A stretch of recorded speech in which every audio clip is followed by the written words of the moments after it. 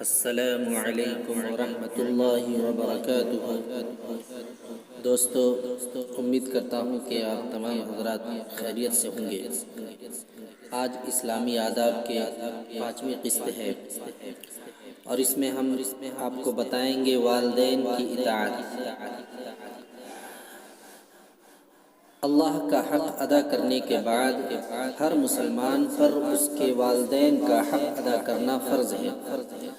اللہ کا ارشاد ہے وَقَضَىٰ رَبُّكَ أَلَّا تَعْبُدُوا إِلَّا إِيَّاهُ وَبِالْوَالِدَيْنِ إِحْسَانًا، اور تمہارے رب نے فیصلہ کیا ہے کہ اس کے سوا کسی کی عبادت نہ کرو اور والدین کے ساتھ نیکی کرو۔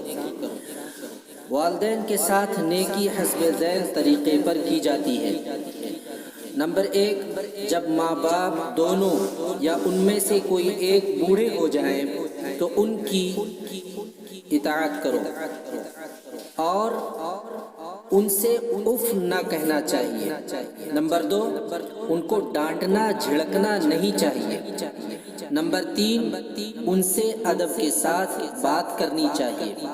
نمبر 4، ان کے لیے اطاعت کا بازو محبت کے ساتھ جھکا دینا چاہیے۔ نمبر 5، ان کے حق میں رحمت و پیار کی دعا کرنی چاہیے۔